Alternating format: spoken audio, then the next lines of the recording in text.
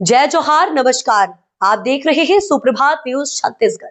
आइए जानते हैं छत्तीसगढ़ की टॉप बड़ी खबरों को। इससे पहले छत्तीसगढ़ के कौन से जिले से न्यूज को कहां से देख रहे हैं, कमेंट में जरूर बताएं, साथ ही लाइक जरूर करें। राशन दुकानों के समय में हुआ बदलाव। अब सुबह 7 से रात 9 बजे तक मिलेगा अनाज।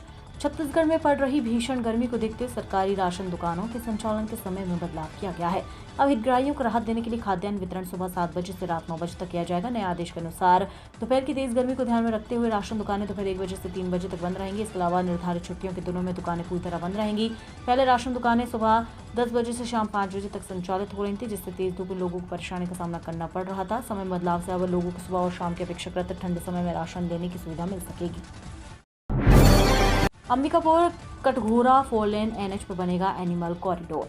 पूर्व डिप्टी सीएम टीएस सिंहदेव ने केंद्रीय सड़क परिवहन मंत्री नितिन गडकरी को प्रेषित एक सुझाव पत्र पर सहमति देते हुए अंबिकापुर कटघोरा मार्ग पर प्रस्तावित 4 लेन रोड पर लखनपुर में बाईपास के साथ ही साथ लेमरू प्रोजेक्ट के क्षेत्र में वन्य जीवन अनुकूल सड़क का निर्माण होगा। इसके लिए केंद्रीय सड़क परिवहन मंत्री नितिन गडकरी ने नए सिरे से डीपीआर तैयार करने का निर्देश दिया। दरअसल नेशनल हाईवे क्रमांक 130 को अपग्रेड कर अंबिकापुर से कटघोरा के बीच इसे 4 लेन में बदलने की स्वीकृति दी गई है।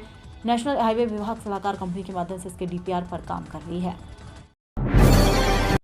मई के पहले हफ्ते से इस जिले में तेंदुपत्ता खरीदी 5,500 रुपए प्रति बोरा। कवर्धा जिले में तेंदुपत्ता संग्रहण को लेकर तैयारियां तेज हो गई हैं। वन विभाग और समितियों ने आगामी सीजन के लिए पूरी तरह कमर कस ली है। मई के पहले सप्ताह से तेंदुपत्ता खरीदी शुरू होने की संभावना है, जिससे वनांचल के हजारों परिवार को रोजगार और आय का अवसर मिलेगा।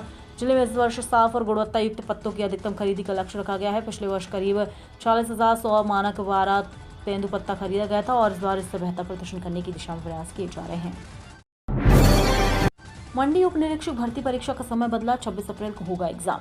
छत्तीसगढ़ राज्य कृषि विपणन बोर्ड अंतर्गत 26 अप्रैल को होने जा रही उप निरीक्षक भर्ती परीक्षा 2026 के लिए महत्वपूर्ण संशोधन करते हुए परीक्षा समय में बदलाव किया गया है। अभी परीक्षा पूर्व निर्धारित समय 11 बजे के स्थान पर सुबह 10 बजे से प्रारंभ होगी। दोपहर 12:15 पर संचालित की जाएगी। इस संबंध में सभी जिलों को निर्देशित किया गया है कि संशोधित समय और आवश्यक दिशा निर्देशों का व्यापक प्रचार प्रसार सुनिश्चित किया जाए, ताकि किसी भी अभ्यर्थी को असुविधा का सामना न करना पड़े। छत्तीसगढ़ में जारी होगा सीएम हेल्पलाइन नंबर। राज्य का कोई भी व्यक्ति किसी भी समय कर सकेगा शिकायत। छत्तीसगढ़ में जल्द सीएम हेल्पलाइन नंबर शुरू होने जा रहा है। 24 घंटे सक्रिय रहने वाले इस हेल्पलाइन नंबर पर राज्य का कोई भी व्यक्ति समस्या या फिर शिकायत कर सकेगा। अफसरों को इन समस्याओं का तय समय सीमा में निराकरण करना होगा। मुख्यमंत्री विष्णुदेव साय ने ये जानकारी जशपुर के लिए रवाना होने से पहले मीडिया से चर्चा में दी। उन्होंने बताया कि सीएम हेल्पलाइन नंबर पर आने वाली शिकायतों या फिर समस्याओं के निराकरण के लिए समय निर्धारित होगा। अगर तय समय पर शिकायत या समस्या का समाधान नहीं हुआ तो जिम्मेदार अधिकारी पर कार्रवाई होगी। 22 अप्रैल को दंतेवाड़ा आएंगे सचिन तेंदुलकर। क्रिकेट ग्राउंड का उद्घाटन करेंगे। क्रिकेट के भगवान कहे जाने वाले सचिन तेंदुलकर 22 अप्रैल को परिवार के साथ दंतेवाड़ा आ रहे हैं। गीदम ऑडिटोरियम में वे शिक्षकों बच्चों से मिलेंगे। पनेड़ा ग्राउंड में वह बच्चों के साथ क्रिकेट खेलेंगे। साथ ही इंद्रावती नदी के तट पर बसे छिंदनार गांव भी जाएंगे, जहां भी वे अलग अलग कार्यक्रमों में शामिल होंगे। सचिन तेंदुलकर का ये दौरा न सिर्फ बच्चों के लिए प्रेरणा बनेगा, बल्कि जिले में खेल संस्कृति को नई दिशा देने वाला साबित होगा। मास्टर ब्लास्टर सचिन के दंतेवाड़ा दौरे को लेकर सुरक्षा के लिहाज से पुख्ता इंतजाम किए जा रहे हैं। धमतरी में युवा उत्सव 2026 का आयोजन। 24-25 अप्रैल को इंटर कॉलेज प्रतियोगिता। धमतरी में पहली बार युवा उत्सव 2026 का आयोजन किया जा रहा है। जिले के युवाओं की प्रतिभा को मंच प्रदान करने के उद्देश्य से ये इंटर कॉलेज प्रतियोगिता 24 और 25 अप्रैल को आयोजित होगी। कलेक्टर ने इसकी जानकारी दी। कार्यक्रम में कोई भी भाग ले सकता है। इस उत्सव में 20 से अधिक विधाओं को शामिल किया गया है। इसमें वाद विवाद, फोटोग्राफी, एकल समूह नृत्य, एकल समूह गायन, म्यूजिकल बैंड क्विज प्रतियोगिता, नुक्कड़ नाटक, रैंप वॉक, आर्ट क्राफ्ट प्रदर्शनी, फूड फेस्ट और कई खेल प्रतियोगिताएं प्रमुख हैं। अभनपुर में दम तोड़ रही 112 सेवा, खराब वाहनों से संकट। अभनपुर क्षेत्र में आपातकालीन सेवा 112 की हालत बेहद खराब हो गई है, जिससे आम लोगों को भारी परेशानी का सामना करना पड़ रहा है। अभनपुर और आसपास के थाना क्षेत्र में गिने चुने वाहन ही किसी तरह चल रहे हैं, जबकि आधे से ज्यादा 112 वाहन खराब होकर खड़े हैं। कई वाहनों में लंबे समय से तकनीकी खराबी और बड़े खर्चे होने के कारण मरम्मत तक नहीं हो पा रही। स्थिति यह है कि अगर अभनपुर क्षेत्र में कोई घटना होती है तो तत्काल पहुंचने के लिए यहाँ एक भी पूरी तरह सक्षम 112 वाहन उपलब्ध नहीं है। ऐसे में दूसरे थाना क्षेत्र से वाहन भेजे जाते हैं, जिन्हें मौके तक पहुंचने में 1 से 2 घंटे तक का समय लग जाता है। बिलासपुर एयरपोर्ट मामले में सुनवाई टली। अब जुलाई में होगी अगली तारीख। छत्तीसगढ़ के बिलासपुर हाईकोर्ट में बिलासपुर की हवाई सेवा विस्तार से जुड़ी जनहित याचिकाओं पर सुनवाई फिलहाल टाल दी गई। चीफ जस्टिस रमेश सिन्हा और जस्टिस रविंद्र कुमार अग्रवाल की खंडपीठ ने मामले की अगली सुनवाई जुलाई के अंतिम सप्ताह में करने के निर्देश दिए हैं। इस दौरान राज्य सरकार को अब तक की प्रगति पर नया शपथ पत्र प्रस्तुत करना होगा। बिलासपुर एयरपोर्ट के विकास को लेकर हाईकोर्ट लगातार निगरानी कर रहा है। कोर्ट के निर्देशों के बाद रनवे कारपेंटिंग, बाउंड्री वॉल सहित कई बुनियादी कार्यों को मंजूरी दी गई है। रायपुर में एंटी रेबीज वैक्सीन की किल्लत, मरीजों की बड़ी परेशानी। छत्तीसगढ़ के रायपुर में सरकारी अस्पतालों में मुफ्त में मिलने वाले एंटी रेबीज वैक्सीन का स्टॉक कभी भी खत्म हो रहा है। इससे डॉग बाइट के शिकार लोगों की परेशानी बढ़ जाती है। कई बार पूरा डोज नहीं लगने से व्यक्ति रेबीज का शिकार हो जाता है। रेबीज का कोई इलाज नहीं है, इससे मरीज की मौत हो जाती है। यही नहीं, फैलने वाली बीमारी होती है, इसलिए रेबीज के मरीज को आइसोलेशन वार्ड में रखा जाता है। छत्तीसगढ़ में गूंजा महिला आरक्षण मुद्दा, कांग्रेस सांसद ने केंद्र पर साधा निशाना। छत्तीसगढ़ की राजनीति में महिला आरक्षण को लेकर एक बार फिर बहस तेज हो गई है। राज्यसभा सांसद रंजीत रंजन ने प्रेस कॉन्फ्रेंस कर केंद्र सरकार पर गंभीर आरोप लगाया। उन्होंने कहा कि सरकार महिलाओं के साथ अन्याय कर रही है और जानबूझकर महिला आरक्षण बिल को लागू करने में देरी कर रही है। रंजीत रंजन ने बताया कि 2023 में महिला आरक्षण बिल सर्वसम्मति से पास हो चुका है, इसके बावजूद इसे लागू नहीं किया जा रहा।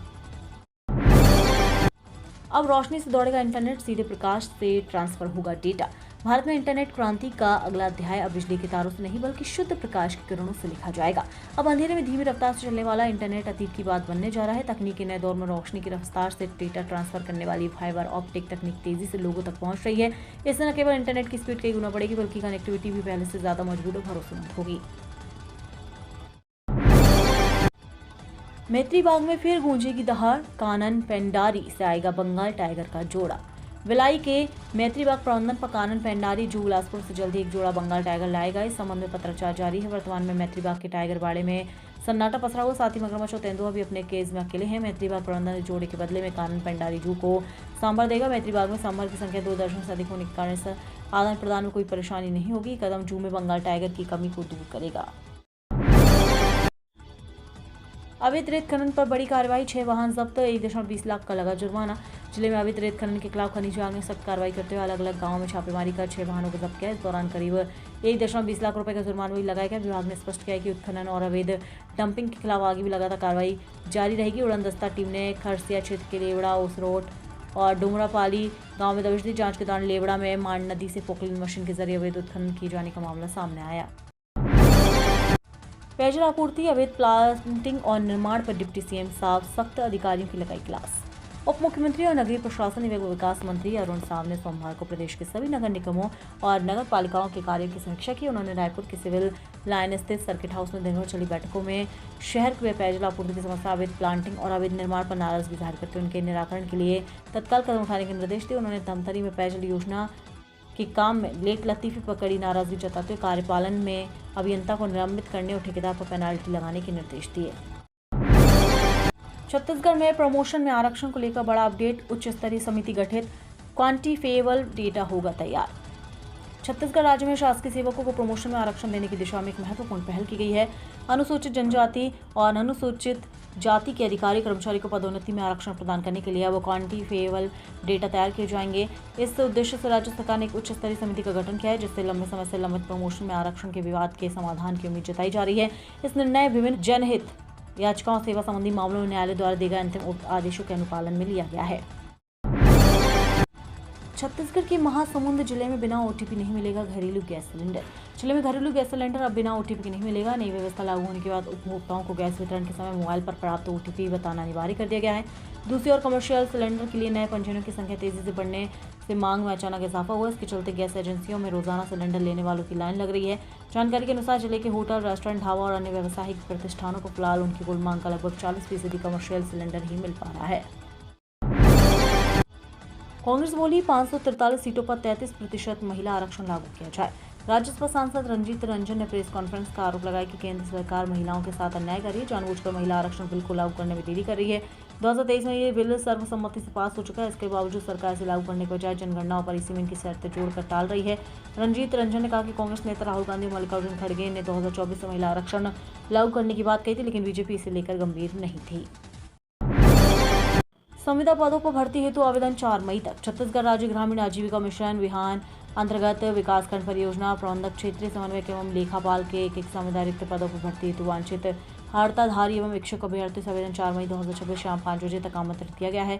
आवेदन पत्र मुख्य कार्यपालन अधिकारी जिला पंचायत बालोदाबाजार, जिला बालोदाबाजार भाटापारा के नाम से स्पीड पोस्ट, रजिस्टर पोस्ट के माध्यम से भेज सकते हैं। छत्तीसगढ़ में उर्वरक और पेट्रोलियम पदार्थों की आपूर्ति पर्याप्त मात्रा में की जा रही। पश्चिम एशिया में जारी युद्ध संकट और अंतर्राष्ट्रीय अस्थिरता के बावजूद छत्तीसगढ़ में कृषि उर्वरक और पेट्रोलियम पदार्थों की निर्बाध आपूर्ति की जा रही है। इस संबंध में कृषि विभाग के प्रमुख सचिव शहला निगार, इंडियन ऑयल के मध्य प्रदेश राज्य कार्यालय के मुख्य विपणन महाप्रबंधक अजय कुमार श्रीवास्तव तथा खाद्य और नागरिक आपूर्ति विभाग की संचालक डॉक्टर फरीहा आलम सिद्दीकी ने आज रायपुर में आयोजित संयुक्त प्रेस वार्ता में कहा कि प्रदेश में उर्वरक और पेट्रोलियम पदार्थों की आपूर्ति पर्याप्त मात्रा में की जा रही है।